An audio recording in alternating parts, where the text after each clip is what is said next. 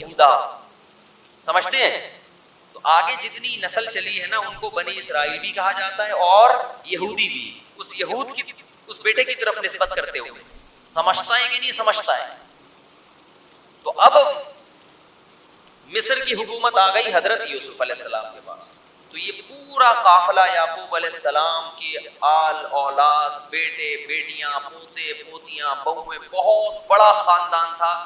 یہ جو نحوست ہے دو بچوں والی، یہ پیغمبر کبھی بھی اس منحوس نعرے کو پیغمبروں نے کبھی بھی فالو بولو نہیں کیا۔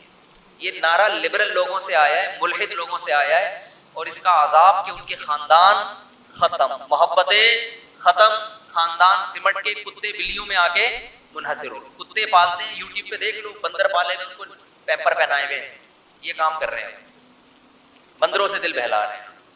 اب تو جاتے ہیں گھر میں بچے ایسی پیاری پیاری باتیں کر رہے ہوتے ہیں، آج میں نے روزہ رکھا ہے، چڑیا والا روزہ۔ میں نے کہا یہ چڑیا والا روزہ کیا؟ چھوٹی بچی تھی میری، مجھے کہہ رہی کہ چڑیا کا روزہ ہے۔ یہ کون سا؟ کہ 6 بجے سے لے کے 9 بجے تک کا ہے، پھر 9 بجے سے لے کے 12 بجے تک کا ہے، 3 گھنٹے کے روزے چل رہے ہیں بچوں کے، انجوائے کر رہے ہیں رمضان۔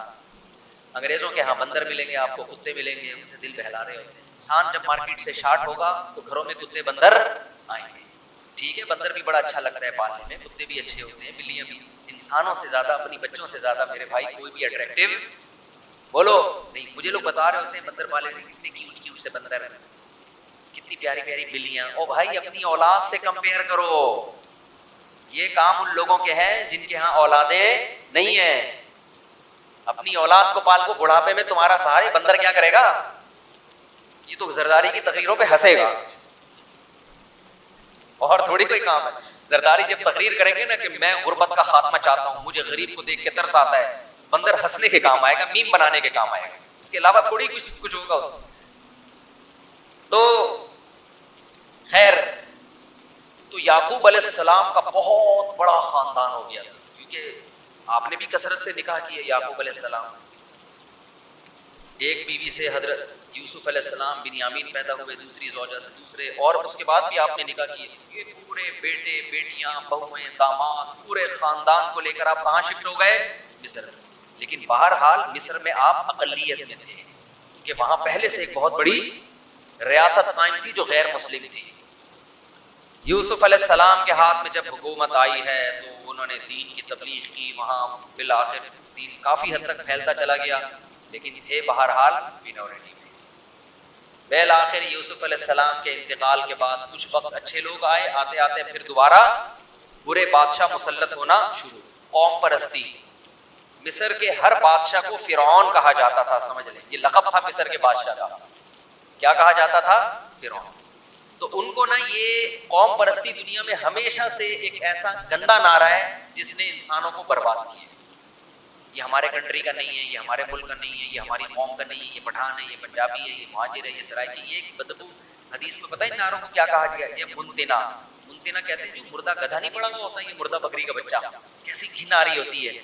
تو آپ صلی اللہ علیہ وسلم نے قوم پرستی کے ان نعروں کو کیا کہا ہے؟ بدبودار۔ آپ سعودی عرب میں جائیں، وہ آپ کو ٹیڑھی نظروں سے دیکھ رہے ہیں، غیر ملکی ہے۔ وہ کوئی ہمارے ملک میں آئے، ہم اس کو ٹیڑھی نظروں سے دیکھ رہے ہیں، کوئی اور ہے، یہ ہمارا نہیں ہے۔ یہ تو لکیریں تو ہم نے بنائی ہیں بھائی۔ کلکم من آدم، حدیث میں آتا ہے تم سب کس کی اولاد ہو؟ آدم کی۔ تو یہاں بھی یہی ہوا کہ وہ کہتے تھے یہ غیر قوم کے لوگ ہیں، یہ وہاں سے آئے ہوئے ہیں، ہمارے ملک کنٹری میں آئے ہوئے ہیں، ہمارے باپ بنے ہوئے ہیں۔ صحیح ہے نا؟ یوسف علیہ السلام تو حکومت میں تھے نا بھائی، قابلیت کی بیس پہ حکومت آپ کے ہاتھ میں آئی تھی، آپ نے تو مصر کی حکومت کو قحط سے، ہلاک ہونے سے بچایا، اور مصر کی گورنمنٹ کی معاشی ترقی کا ذریعہ بنے۔ اس بیس پہ تو آپ کو اس قوم کا شکر ادا کرنا چاہیے۔ لیکن بالآخر قوم پرستی نے کیا کیا کہ بادشاہ مسلط ہوتے چلے گئے اور بنی اسرائیل کو غلام بناتے چلے گئے کہ یہ دوسرے قوم کے لوگ ہیں، ان سے بدترین سلوک کرو۔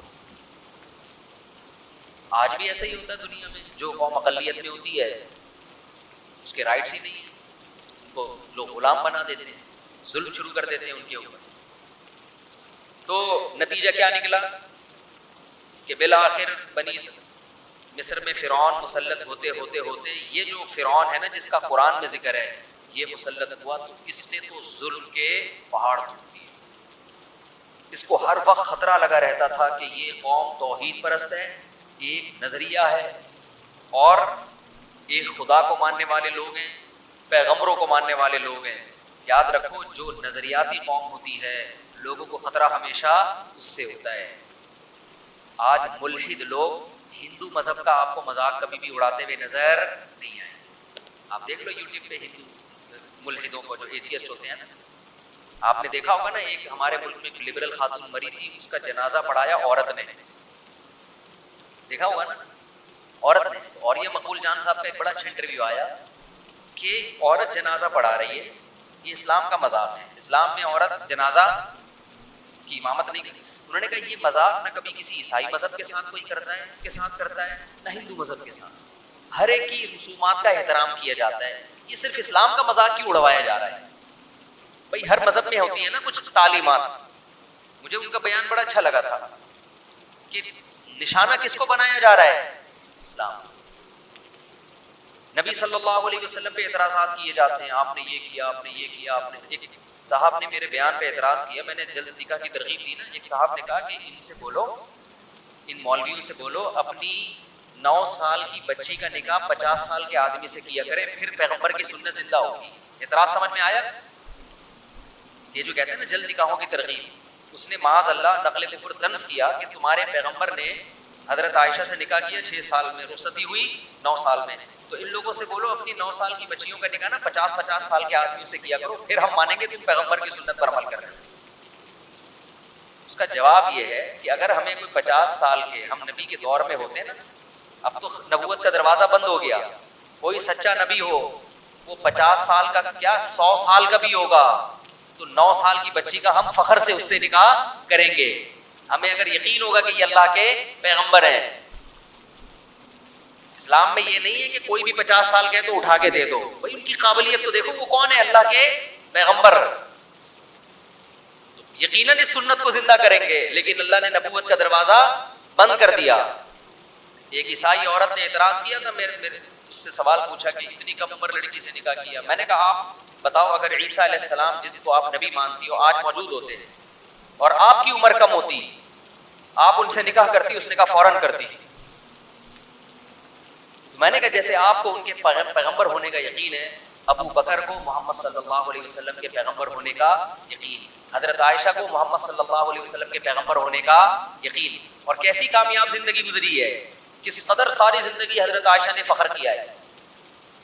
تو اسلام میں یہ نہیں ہے کہ 9 سال یا 10 سال کی بچی کا کسی بھی 50 سال کے آدمی سے آپ نکاح کرتے ہیں. اگر اس کے اندر کوئی ایسی قابلیت ہے تو لوگ کرتے ہیں، آج بھی کرتے ہیں.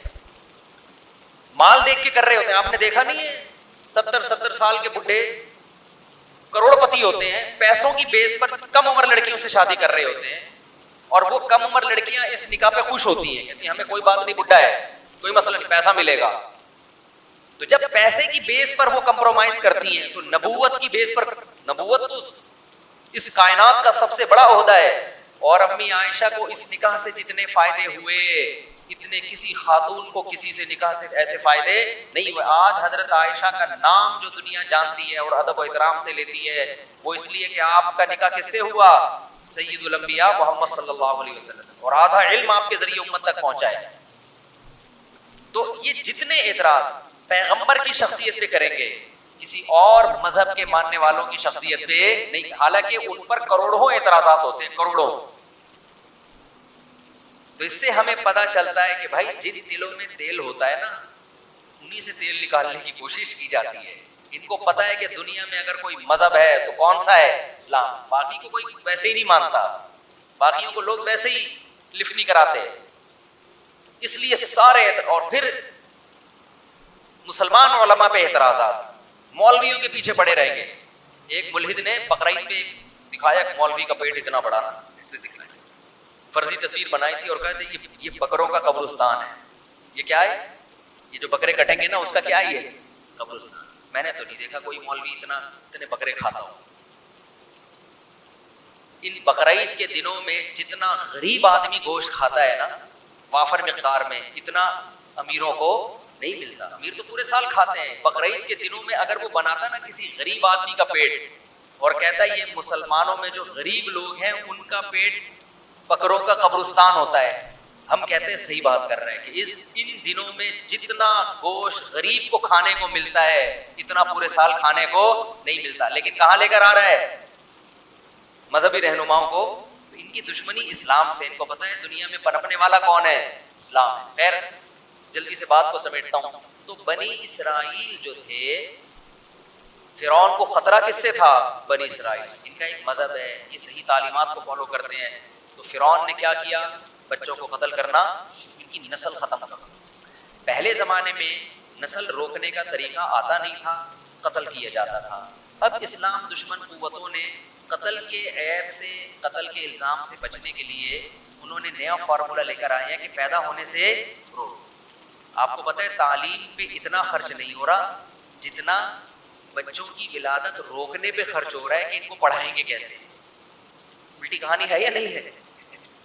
یہی سمجھ میں جو بجٹ پاس ہوتا ہے نا فیملی پلاننگ کے لیے، وہ اتنا بجٹ ہے کہ اس میں ہر بچے کو بہترین تعلیم فری دی جا سکتی ہے. یہ ایسا ہی ہے جیسے میں کہوں کہ یار میرے 6 بچے ہو گئے تو میں پڑھاؤں گا کیسے. ان بچوں کو کی تعلیم پہ میں نے کیلکولیشن کی 10 لاکھ خرچہ آ رہا تھا، 15 لاکھ میں نے بچے روکنے پہ خرچ کر دیے.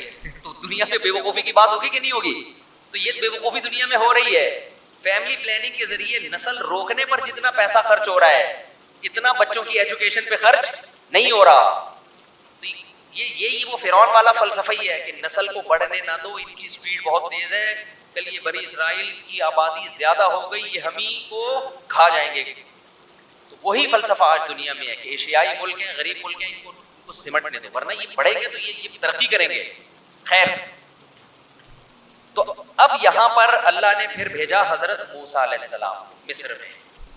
تو موسیٰ علیہ السلام بھی کس کی اولاد میں؟ حضرت ابراہیم علیہ السلام. اور ایسے پیغمبر بھیجے کہ قرآن جتنی محبت سے اور جتنے اہتمام سے موسیٰ کا تذکرہ کرتا ہے ایسا تذکرہ قرآن کسی اور پیغمبر کا نہیں کرتا. ہر تھوڑی دیر میں موسیٰ، ہر تھوڑی دیر میں موسیٰ. اور اتنی زبردست قرآن نے ہسٹری بیان کی ہے فرعون اور موسیٰ علیہ السلام کی کہ جتنے اسباق اس واقعے میں ملتے ہیں اتنے اسباق ہمیں کسی اور واقعہ میں نہیں ملتے. بہت بڑا ایک اللہ کی طرف سے نا عالی شان ایک معجزے کا ظہور ہوا اور اتنی مہلت دی گئی فرعون کو. وہ ہم پڑھیں گے انشاءاللہ جب یہ آیتیں آئیں گی کس قدر طریقوں سے سمجھایا گیا.